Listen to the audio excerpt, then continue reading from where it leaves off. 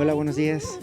Eh, bueno, vamos a comenzar este módulo que es el de Patient Blood Management, que en unos minutos llegarán los compañeros que lo van a ser los coordinadores, ya sea el doctor Augusto o la doctora Leslian, pero pues para no atrasar el módulo voy a comenzar con la presentación, pues para que ustedes si tienen algún otro evento que quieran escuchar o alguna pregunta, pues en Petit Comité también es bonito, ¿no? Siempre el estar primero tenemos esta ventaja de que somos pocos y pues podemos avanzar de una manera, digamos que más cercana. Entonces, hoy me invitaron para dar una plática que en realidad nosotros como intensivistas vemos que es muy común en la práctica de la terapia intensiva y del paciente crítico, que es este paciente con trombocitopenia. De hecho, ahora es considerada la trombocitopenia como un signo más que como parte de una enfermedad. Claro, está la púrpura trombocitopénica idiopática, o hay algunas enfermedades que se relacionan mucho con la trombocitopenia, como son las enfermedades críticas, la sepsis, por ejemplo, o hasta la colocación de bombas de contrapulsación aórtica, o cuando hay un sangrado importante. Pero si se dan cuenta, es un signo, porque si nosotros lo identificamos desde el inicio del ingreso del paciente a la terapia intensiva, podemos cambiarle la mortalidad y las complicaciones a estos pacientes. Cuando nos toca ver a un paciente, si algunos de ustedes son internistas o si son de medicina preoperatoria, urgenciología no tanto, pero si vemos a pacientes en la consulta, sabemos que la posibilidad de que el paciente en la primera consulta que tiene tenga o probablemente tenga trombocitopenia está en aproximadamente entre un 3 a 4% y del paciente que ingresa con nosotros, y es posible que tenga una pseudotrombocitopenia en hasta el 2% de las veces. Por eso es importante ir escalonando en qué momento nosotros podemos diagnosticar la trombocitopenia. Pero ciertamente si un paciente llega con trombocitopenia, tiene un 40% más de posibilidad de complicaciones que alguien que no llega con ello. Ahora definiremos qué es en sí la trombocitopenia y cuándo sí nos debería de llamar la atención, porque hay algunas partes o algunas características, como que una mujer esté en la fase de menstruación, o una paciente embarazada, o un paciente ya senil, mayor de 65 años, pensando en las complicaciones que podría tener, en la cual el recuento plaquetario sí disminuye, pero eso no significa que aunque seamos estrictos en cuanto al valor para trombocitopenia, nos ocasione un aumento en la mortalidad.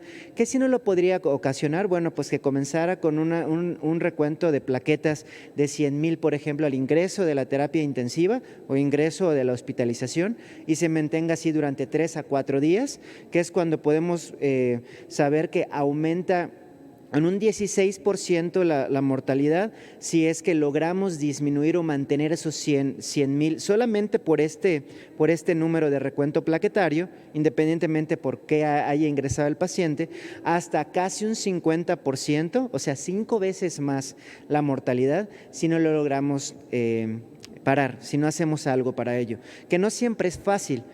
¿Hay algunas maneras para poder diagnosticarlo fuera de la terapia intensiva y dar tratamiento? Sí.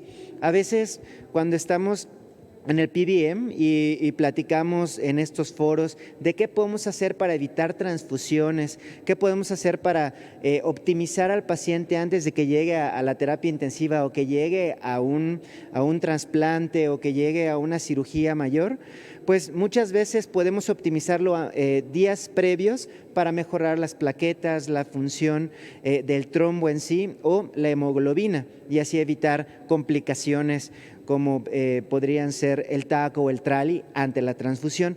Pero cuando el paciente ya está en terapia intensiva, el primer concepto que vamos a tener si el paciente tiene trombocitopenia es que no hay mucho que hacerle después de que diagnosticamos qué tipo de trombocitopenia es, más que darle el tratamiento oportuno, que nos iremos eso de una manera muy rápida, y que generalmente es una transfusión de concentrados perdón, de plaquetas, ¿no? Más que de otro tipo de elementos formes. Ahora, ¿cómo lo solemos hacer? Y acá nos enfocamos más en adultos que en niños. Y también para tener esta idea, muchas veces estamos buscando como formulaciones que vienen diferentes en varias partes del mundo, pero en México, en la República Mexicana, ¿cómo más o menos tenemos una idea de cómo transfundir? Eso también ya lo sabemos. Lo que hacemos es tomamos un frotis para saber si realmente es verdadera esta trombocitopenia. Si tenemos Roten o tenemos TEC, bueno, lo utilizamos para el clotting time, para ver si hay 2 milímetros más de amplitud mayor en la fase inicial y saber si puede ser un problema de trombina o de fibrinógeno con el FIBTEN. Y si vemos que realmente es cierto, le administramos este tipo de medicamentos. ¿A cuánto? Pensando si es un paciente adulto, por cada 10 kilogramos le vamos a administrar uno de estos elementos y más o menos con 5 a 7 ya aumentó entre 30 y 50. Hola doctor, ¿cómo está? Entre 50,000 de las plaquetas como para poder tener este valor en esta numeración y así poder continuar con nuestro tratamiento. Todo esto nos va a servir para poder dar un panorama en general de la trombocitopenia. Para caracterizar qué es lo que sucede, como les decía, siempre vamos a tener una línea que es de disparo, digamos que está ahí una línea límite que nos habla. Generalmente lo tomamos como 100,000 en cuanto a la numeración de las plaquetas, entre 100,000, 75,000 y 150,000, pues sabemos que aunque ya es una trombocitopenia grado 1, no nos preocupa tanto. La trombocitopenia, en realidad hay mucha discusión en cuanto a ello, pero nos solemos tomar guías que lo clasifican en 4 grados, ¿sí? Esto tomado sobre todo de guías oncológicas, en la cual el grado 1 es entre 150 y 75,000, que cuando lo vemos, lo único que tenemos pendiente es que no siga bajando para no aumentar la mortalidad. Recuerden, hasta 5 veces solamente por las plaquetas, de 150 a 75. Grado 2, 75 a 50, grado 3 de 50 a 25, y el grado 4 es cuando nosotros tenemos que actuar de alguna manera, sí o sí, cuando son menos de 25,000. Pensando en ya sea darle un tratamiento profiláctico en una condición que ahora lo veremos muy específica, basándonos básicamente en también estudios oncológicos, o si ya está en 20,000 para ciertas consideraciones también, o más de 50,000, o bueno, podemos llegar hasta 100,000, pero en el contexto solamente de una cirugía neurológica. ¿Por qué? Porque puede tener sangrado y este sangrado pues ocasionarnos problemas, ya que está en un lugar en el cual pues no hay drenaje. Básicamente es por eso. Cuando es en algún otro lado donde sí hay drenajes, cuando se dejan drenajes torácicos, por ejemplo, pues podemos tomarlos en 50,000 y no tanto como hasta los 100,000 en la parte neurológica. Entonces, ahí hay que tenerlo en cuenta por la posibilidad de sangrado. Y acá es cuando viene la complejidad del paciente en la terapia intensiva. Pensar en la edad. Cuando el paciente empieza a ser más añoso, la cualidad de la plaqueta es diferente, al igual que la cantidad puede disminuir entre un 10 a 15% la cantidad de plaquetas y también la rapidez en la cual se forman las plaquetas. Esto es importante, ¿por qué? Porque hay ciertos medicamentos que hacen injerencia en las plaquetas y la que más conocemos o que lo recordamos son medicamentos como la aspirina. En algo que personas como ustedes o quiero pensar como yo, como los que estamos aquí en este momento, pues si tomamos una aspirina probablemente al 5.º día el 50% más de las plaquetas que están circulando en nosotros ya son plaquetas que digamos son activas. ¿Por qué? Porque pues nuestro propio cuerpo está produciendo más plaquetas, no solamente las que inactivó la aspirina. Pero si no es así, hay ya en los pacientes más grandes, lo que sucede es que disminuye esta producción, la rapidez de producción y entonces a veces nos tenemos que esperar más tiempo. Por eso hay ciertas guías como las guías americanas que nos hablan de que no solamente debe ser 7 días, sino hasta 10 días después de utilizar aspirina para evitar estas complicaciones. Y otras pues no son tan estrictas y nos hablan de 5 a 7 días. El paciente en terapia intensiva, Las comorbilidades, que hay que recordar que no solamente cuando hablamos de comorbilidades es una enfermedad más ciertos factores, pero también puede haber una multimorbilidad, una carga de morbilidad dentro de las comorbilidades, y esto nos lleva adentro los atributos individuales que vimos previamente, que los pacientes tengan dificultad en el control posterior de este signo que es la trombocitopenia, y también la utilización de ciertos medicamentos, ¿sí? No solamente por el hecho que el paciente tenga choque o que el paciente lo tengamos con anticoagulación nos puedan dar una trombocitopenia inducida por heparinas, bueno, si es que no la cambiamos por otro tipo de heparinas, que veremos que hay algunas que no lo pueden evitar, sino que ciertos medicamentos no lo pueden ocasionar. Veremos una lista de medicamentos que pensaríamos que no tienen mucho problema y que muchas veces se utilizan en el contexto del paciente crítico, en la terapia intensiva, como son los AINE, pero muchos de nosotros intentamos ya no usarlo en el paciente crítico, no solamente por el problema renal que nos puede llevar, sino también por este tipo de características o problemática. El objetivo entonces, en estos 10 minutos después de esta introducción tan extensa, pero importante, es recordar la frecuencia y significado pronóstico de la trombocitopenia en el paciente crítico, identificar las múltiples causas e iniciar precozmente el tratamiento específico que, como les comentaba, como estamos en este paciente que es críticamente enfermo, tenemos que administrar, como les expliqué, las plaquetas en esos momentos. Bueno, muchas veces pensamos en plaquetas como para saber qué tipo de intervención le vamos a dar al paciente, ¿sí? Y si lo podemos realizar o no. Una punción lumbar, ¿cuántas plaquetas es lo mínimo que podemos utilizar? Bueno, ya sabemos que hay un número que no habla de mortalidad a largo plazo, sino de complicaciones. Y es importante, uno es confort. ¿Confort de quién? Del paciente y del médico. Morbilidad y mortalidad. Generalmente cuando se habla acerca de pacientes críticos, hablamos de morbilidad. Y la mortalidad suele ser un poquito más laxa en cuanto a recuento plaquetario. Por ejemplo, si alguien quiere realizar una punción lumbar, sabemos que se podría utilizar, y las guías nos avalan de hacerlo, aunque el paciente tenga unas plaquetas menor a 20,000, ¿sí? De 20,000 a más. Ya cuando son menores de 20,000, nos dicen, no, pues hay que hacerle, administrar plaquetas, como vimos hace rato, que se debe de realizar, ¿no? Pero en realidad para que haya una menor mortalidad en sí, cuando nosotros utilizamos el recuento plaquetario, pues vemos que si es solamente la introducción de una aguja para tomar el líquido cefalorraquídeo, son menos de 30,000 y nos da intervalo de hasta 10,000 de plaquetas.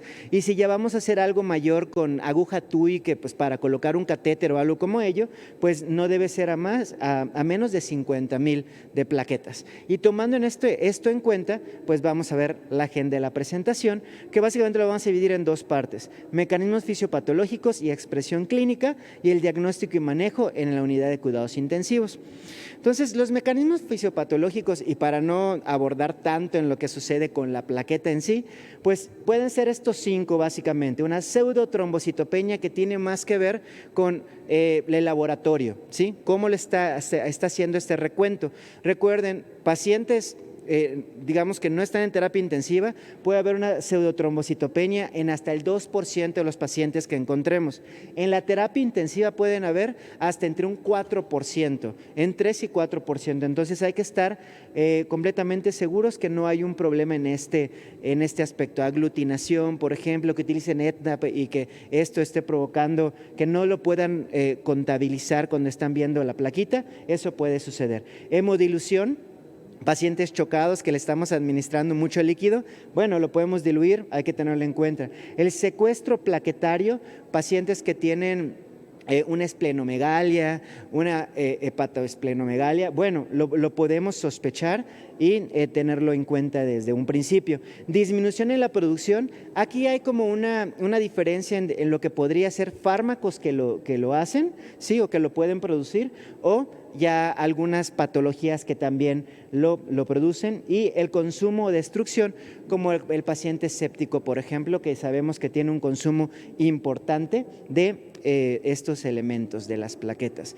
Esta es la plaqueta, y se dan cuenta tiene muchos receptores que puede hacer o que se inactive de manera parcial, o que ya sea que tenga una activación completa durante toda la vida de la plaqueta. Entonces, para poder saberlo, no solamente necesitamos el número, sino si pudiéramos ver las características sería mejor, pero no en todos los lugares tenemos pues el ROTEM para saber las características de la formación de un coágulo, y que pues en este momento también para la charla estamos hablando de trombocitopenia, que pues es el disminución en el número en sí de la plaqueta. Hay ciertos fármacos que utilizamos y que luego nos pueden ocasionar que tengamos problemas plaquetarios. Por ejemplo, hay algunos, el AINE, por ejemplo, en general, tiene hasta un 3% de disminución en la, digamos que en el funcionamiento de la plaqueta. ¿Y de qué depende? Pues de ciertos fármacos. El primero es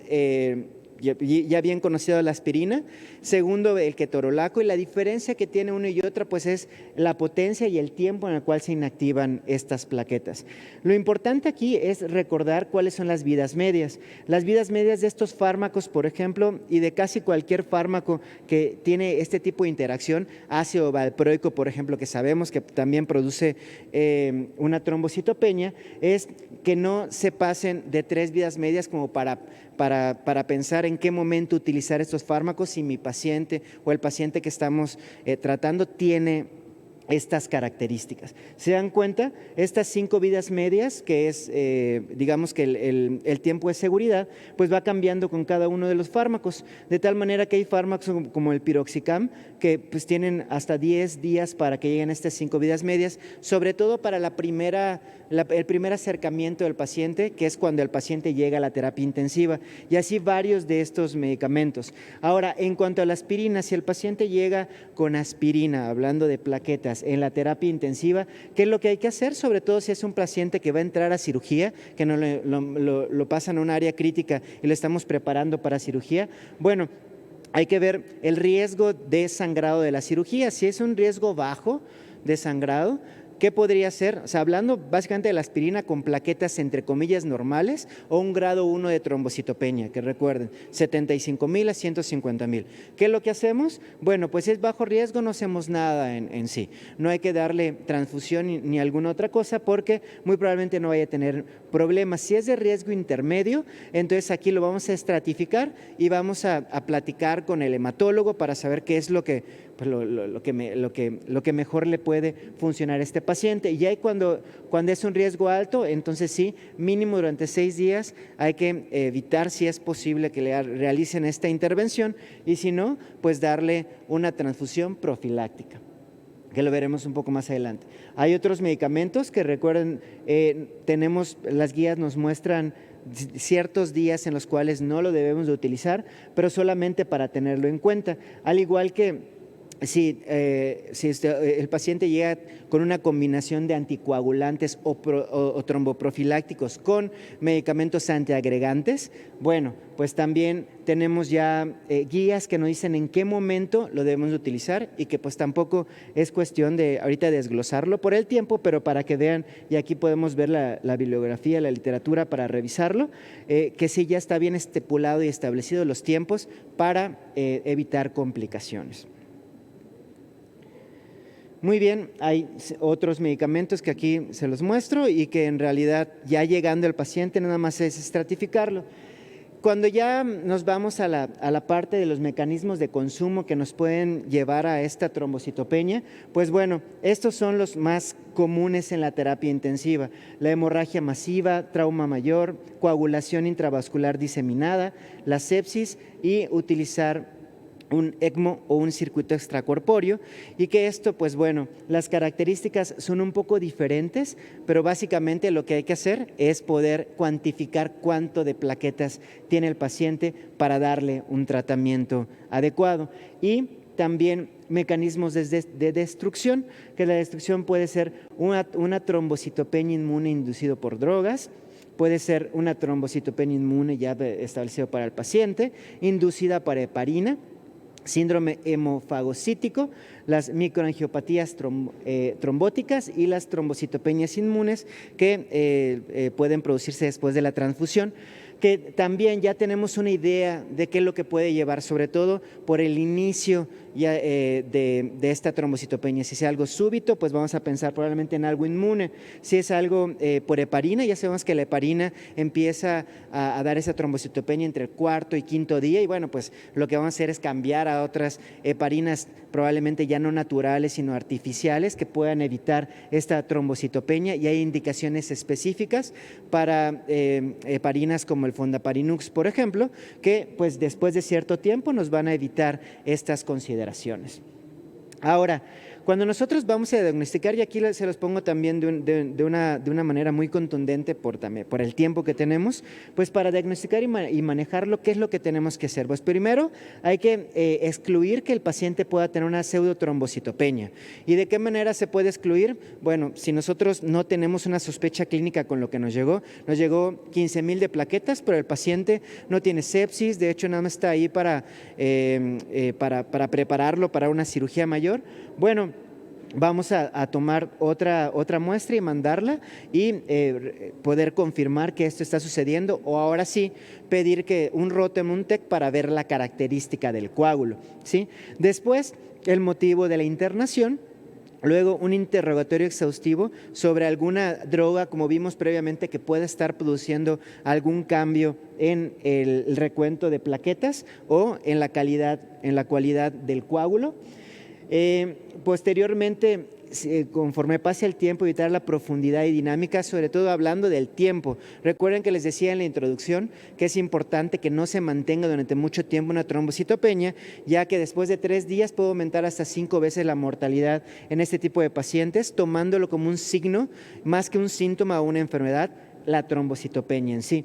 Y luego pensar en una enfermedad catastrófica, como cuál podría ser, pues como una microangiopatía, por ejemplo, un paciente que tenga un problema ya del hígado, un paciente que tenga un problema ya del vaso y que ya esté produciendo un lupus, por ejemplo, que le esté produciendo al paciente un problema agudo, y que esto pues ya haya que considerar otro tipo de tratamientos. Y dentro del tratamiento tenemos estos 3 tipos de terapéutica. La transfusión terapéutica, que lo vamos a dar pues cuando el paciente esté sangrando, básicamente. Si el paciente está sangrando, nos vamos a la transfusión terapéutica. Si está sangrando y tiene menos de 50,000 de plaquetas. Ahora, hay algunas otras consideraciones en especial. Está sangrando pensamos que el paciente pueda tener un sangrado del sistema nervioso central y tiene menos de 100,000, también lo vamos a dar una transfusión terapéutica. O si es un sangrado masivo y podemos pensar que tiene también un déficit plaquetario, pues vamos a dar la transfusión terapéutica. En realidad, estas guías son consideraciones de expertos. No hay una guía que te hable de una mortalidad después de cierto tiempo, porque pues en realidad en la terapia intensiva no nos podemos guiar en ello, sino imagínense, o sea, sería un tipo de evento extraño el que nosotros nos guiemos por mortalidad en un paciente que está sangrando. Entonces ya nos vamos a lo que los expertos nos dicen.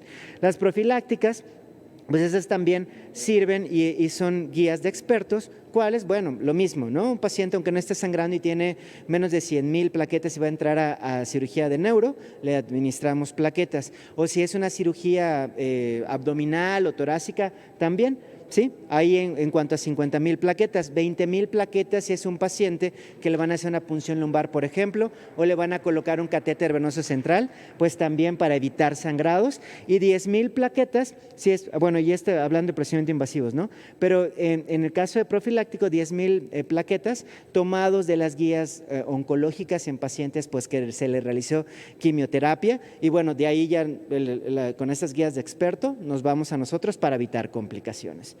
Entonces, en realidad, esto es lo que les quería comentar en estos 20 minutos, que nos fuimos a un poquito más de tiempo, y para ello ya llegar a la conclusión de que esta trombocitopenia, como les comentaba, es muy común en la UTI, puede llegar a un 40% en diferentes UTIs, ¿sí? Sobre todo si ven a pacientes con trauma o pacientes neurocríticos, y está asociada con riesgo aumentado de hemorragia, transfusión y muerte, ¿sí? Por eso es importante esta profilaxis desde un inicio en muchos de estos pacientes. Las causas son múltiples y heterogéneas, por lo que sacar el diagnóstico es un verdadero desafío. Lo veíamos previamente y bueno, vamos a guiarnos lo que nos dicen los expertos, porque no hay estudios controlados, aleatorizados, que hablen de mortalidad para la transfusión o para el tratamiento de este tipo de pacientes. Sí, cuando no lo podemos controlar,